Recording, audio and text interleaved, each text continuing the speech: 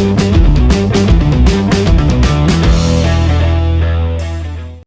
am Tyr, Anasazi of Kodiak Pride, out of Victoria by Barbarossa.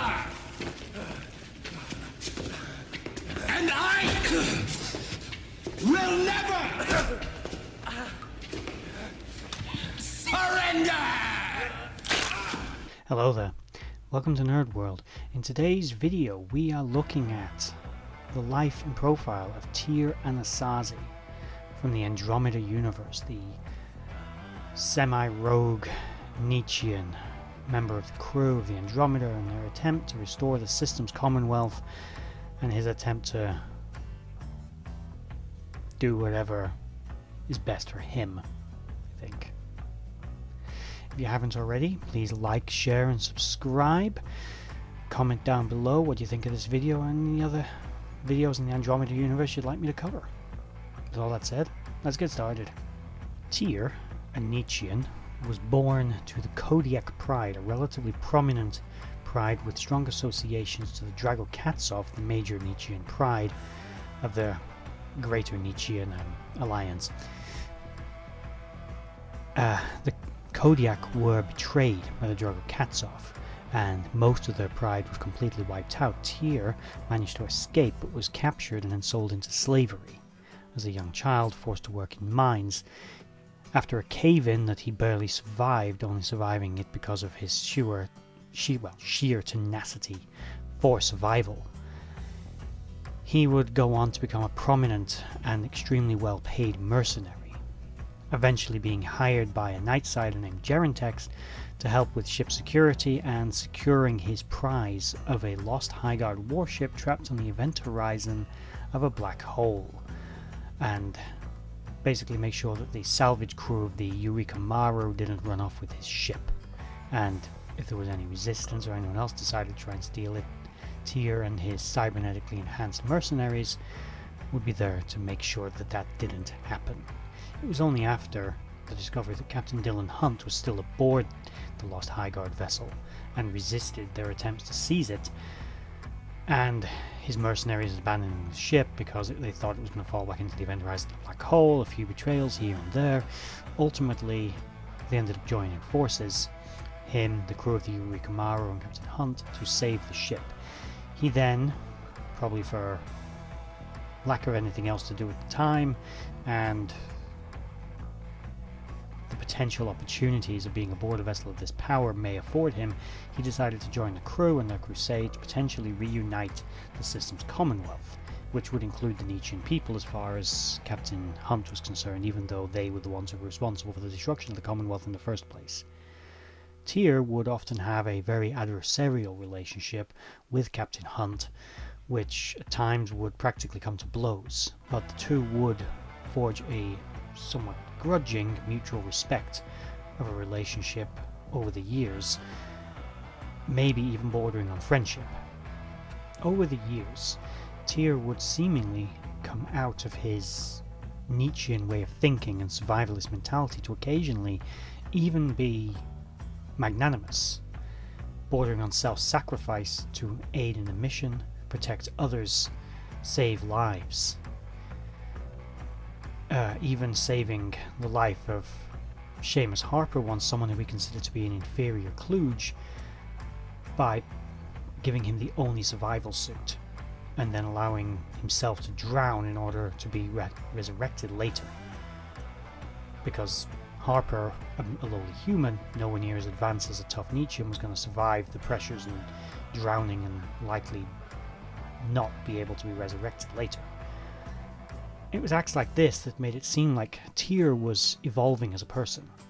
He would later, upon an encounter with a minor Nietzschean pride known as Orca Pride, who would even invite him to become their leader, and later on as he proved himself to best their alpha, more than once in fact. He took an Orca woman as his wife, and the two would have a son called Temujin, who would turn out to be the genetic reincarnation of Drago Museveni, the founder and progenitor of the whole Nietzschean race, their way of life, their culture, and their biology for that matter.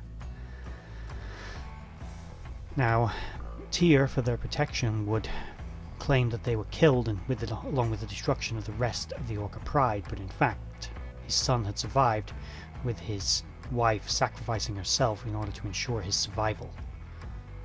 Freya would, in a way, be Tyr's only real great love.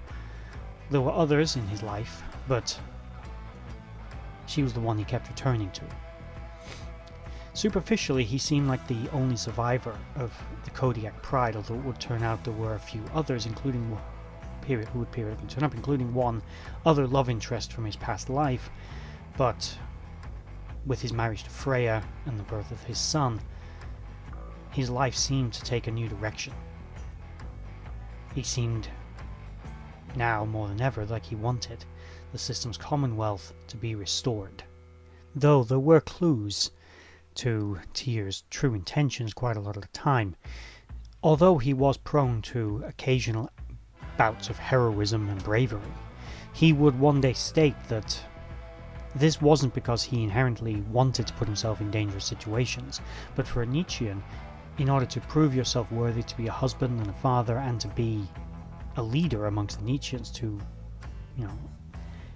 be all you can be amongst the genetically augmented supermen of the Nietzschean race, you have to do more than simply survive.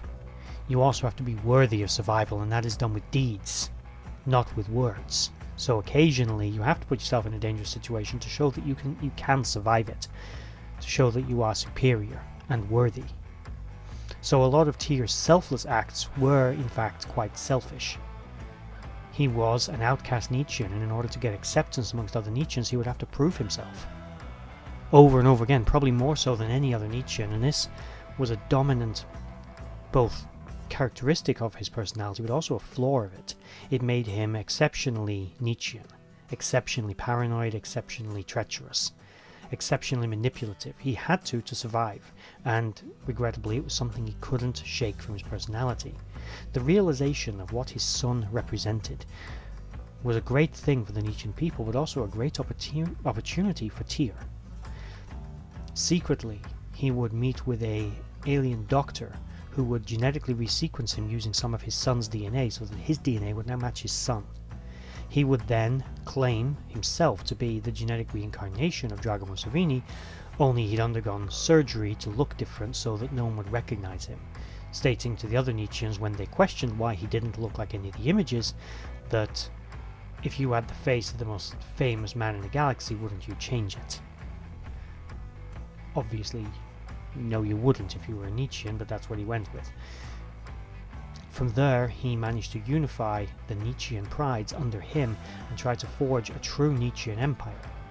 Now, some claims were made that he was doing this in preparation for his son's eventual arrival, his son's eventual rise to power. He was basically getting the work out of the way for him to present him with a true Nietzschean empire and a true opposition to the threat posed by the Magog and others.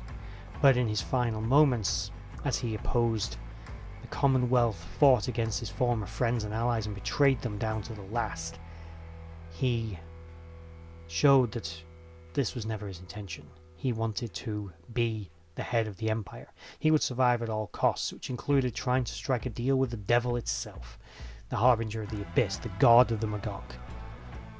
Literal physical manifestation of evil. And he tried to strike a deal with it in order to survive. So, regrettably, a man who had such potential, who could have been an asset to the Commonwealth, a savior of his people to restore the system's Commonwealth, instead, as another Nietzschean would put it, he represented all that is wrong with the Nietzschean race. He was selfish, greedy, and filled with arrogance. This blinded him to what was in the best interests of the Nietzschean people and himself, which was not eternal conflict and grab for power. It was stability and peace. The Commonwealth working together for common goal and purpose was better than the Nietzscheans attempting to dominate the galaxy through force. that was the lesson that Rode attempted to teach him, without success. Now, ultimately, he would die in the Abyss's home dimension, with the Abyss not going for his deal. And that's how his life ended. After his death, the Nietzschean Empire would once again fragment, until one day his son would rise to claim the real throne and unify the Nietzschean people once again, after thousands of years of being at each other's throats, and perhaps then a real future of the Nietzschean people could be achieved. But as much as Anasazi was in many ways a great man and a great survivor, he had flaws which were likely due to his broken upbringing, his hatred of the Drago Katsov pride, his selfishness and determination to survive at all costs at the sacrifice of all others was a weakness of his character trait in the end, not a strength, not a survival skill. Well, he is, after all, one of the best characters in Andromeda. It was a great shame that he was taken out after season 4, and we could have really liked to have had him in season 5. He was certainly one of my favourite characters. He was very compelling, and he had a lot of screen presence, and he was very well acted by Keith Hamilton Cobb, who portrayed him throughout the 4 seasons of the show that he was in. Small bit of trivia that just popped into my head. People who were fans of it may have noticed that his bone blades disappeared in the final season, and this was because Keith Hamilton Cobb used to find them kind of annoying, and he took them off and basically refused to put them back on and kind of said, no one will notice, and kind of no one did, and they just kind of left them off and just made up a flimsy excuse in the show that they were gone due to accident with wibbly wobbly interdimensional why-me. And there you have it, he lost his bone blades. Awesome character in a very underrated show. Now, all that said, please like, share, subscribe, comment down below, tell me what you think of Tyr. What was your favourite episode? What was your favourite aspect of his character? What was the best thing and the worst thing he ever did? Let me know, and bye bye.